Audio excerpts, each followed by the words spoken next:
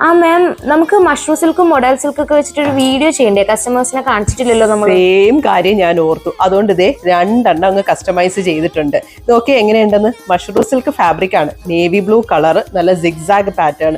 അതിൽ ഹക്കോബ ഫാബ്രിക്കും കൂടെ യൂസ് ചെയ്തിട്ട് കോളർ പാറ്റേൺ കൊടുത്തിട്ടുണ്ട്, സ്ലീവ് ബോർഡർ കൊടുത്തിട്ടുണ്ട്, താഴെ ഒരു ബോർഡറും കൊടുത്തിട്ടുണ്ട്.